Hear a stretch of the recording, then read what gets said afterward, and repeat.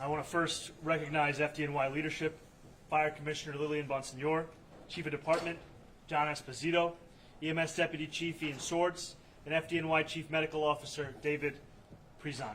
I also want to thank Staten Island Borough President Vito Fasella for being here. Today at around 3:30 p.m., a fire broke out in Richmond Terrace here on Staten Island. An explosion was reported shortly afterwards. This was a complex, fast-developing emergency situation. More than 30 New Yorkers, both civilians and first responders, have sustained injuries. 2 first responders with non-life-threatening injuries have been transported here to Staten Island University Hospital. Both are stable. 1 fire marshal is in critical condition, and 1 firefighter is in serious condition. A few minutes ago, I met with the firefighter and his family, as well as the fire marshal's family. I'm deeply moved by their courage, as well as by their service to this city. I'm heartbroken to report that 1 civilian has passed away. I send my deepest condolences to their loved ones. I want to express my gratitude to every first responder who rushed to the scene. As the fire grew, first responders did what they always do. They ran towards danger so others could escape to safety. Firefighters responded from all across our city. This has been an all-hands-on-deck response from approximately 70 fire and EMS units. More than 200 first responders are on site in an active fire scene right now. I commend each of them for their quick response and for their courage. Firefighters have brought this fire under control. However, this does remain an active fire scene. Once the fire has been extinguished, FDNY marshals will hold a comprehensive investigation into its cause. The information that yields will then be shared with New Yorkers as soon as we have it. In the meantime, I want to ask New Yorkers to keep those who have been injured and the person we lost in our thoughts and to wish them a quick recovery. I also want to add that earlier today, I was with the fire commissioner alongside a firefighter and a woman that he saved after using his bare hands to save her from a car that was overflowing with water the other night during flash floods across Brooklyn and Queens. That is just one example. This evening is another of the incredible work that the men and women of the FDNY do every single day, so often without recognition, so often without the notice from across the city. And I want to make very clear just how much we appreciate that work, how life-saving it is, how transformative it is for so many families who can rest assured knowing that there are men and women like these who will do everything in their power to keep them safe. That is the story of this fire as well. It is first responders from across the city rushing in to try and save the lives of those who were in danger, and in doing so expose themselves as well to that danger. And we now continue to pray for them and their families as they make this recovery. I will now pass it over to our fire commissioner. Thank you, Mr. Mayor, and thank you for the kind words and being here with us during this difficult time. This is one of those very difficult fires that happened about 3:30 or so. We received multiple phone calls for smoke in the area of 3075 Richmond Terrace.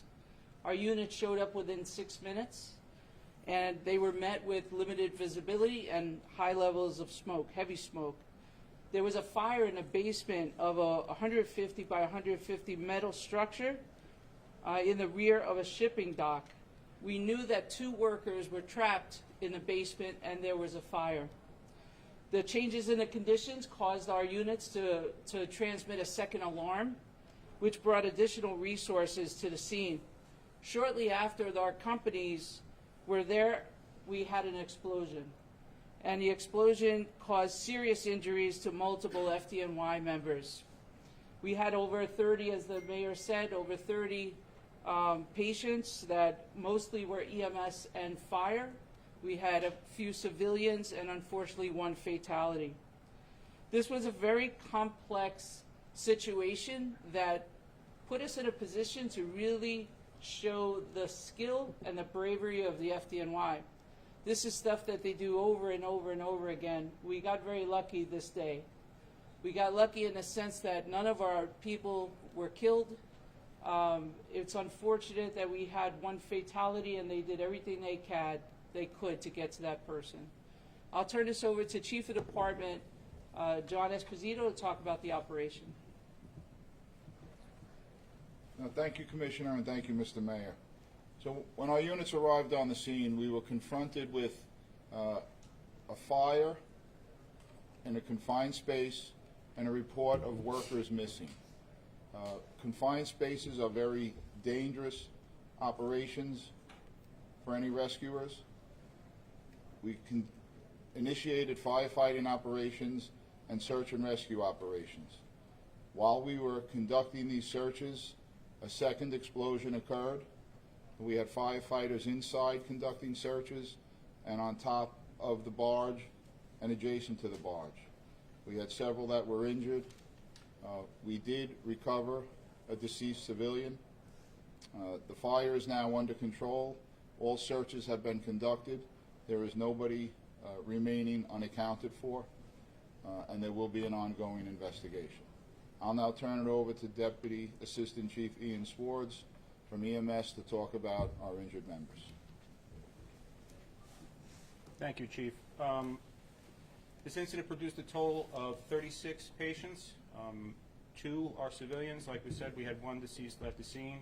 1 was transported to Richmond University Medical Center, and also 34 members of the FDNY, including the fire marshal and firefighter, and 2 rescue paramedics were transported here. In addition, about 10 were brought over to Richmond University Medical Center. That's all we got. Turn it over to Dr. Brazel. Thank you, Mayor. Thank you, Fire Commissioner. Thank you, Chief of Department. I'm here to brief you on the 2 most seriously ill firefighters. One, a fire marshal who's currently intubated, and the other, a firefighter who's currently doing very, very well. In a confined space, you are susceptible to the obvious, which is flying debris. But that, thankfully, is not what these 2 very brave firefighters are suffering from. They're suffering from something that is silent, which is a blast energy. In a confined space, that energy hits you and can penetrate organs. Thankfully, both of these firefighters do not have penetrating injuries, and they do not have blast injury damage to their organs, to their heart, lungs, or abdomen. However, Fire Marshal Cucharo has been impacted by this wave of energy to his head and brain. He has a small temporal fracture on the right side, which will heal well, and he has a small brain bleed on the left side. We will be watching him very carefully over the next 24 hours to make certain there is not subsequent brain swelling. As long as there is not, he should do well. But right now, he is very critical, but stable. He is intubated, and he's on multiple medications to keep him calm so that his brain can repair itself. In terms of the other firefighter was in serious condition when he arrived, but is doing very well now. He is being observed to make certain that there is no subsequent muscle injury. Overall, over the next day, we should have hopefully better news for tomorrow. Thank you. I'm Vito Fasella. I want to thank the mayor for coming to Staten Island. I want to thank the fire commissioner and her great team. They are the greatest fire department in the world. And as bad as today was, and as bad as today is, it could have been worse. Our prayers, thoughts are with the family of the deceased. Our prayers and our thoughts are with those 35 or 36 who were injured. And it's a stark reminder, has been sort of alluded to, of the danger, inherent danger that comes with these jobs, EMS and firefighters. When people are running out and looking for salvation, they're running into the danger. And I can just imagine what some of their family members are thinking. So what's important here is that we come together as a family. There's no family better than the New York City Fire Department. They will be there for those who are injured in the EMS. Staten Island is a family that we come together and we're there for one another in a time of need. So we will continue to be there. Whatever we can do, we will be. Staten Island University Hospital is a family that now is entrusted with the care of these individuals under Dr. Prezant. So let's stick together. Let's keep these folks in our prayers. Let's make sure that this can't happen again. But let us know one thing, that this fire department in New York City EMS, there is nobody better.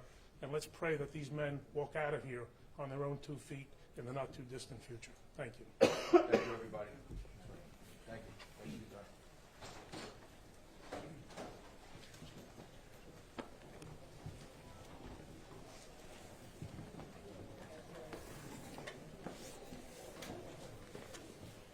We live stream. If you want to go to our YouTube, you can take it off the YouTube. Subscribe to our channel. Thank you.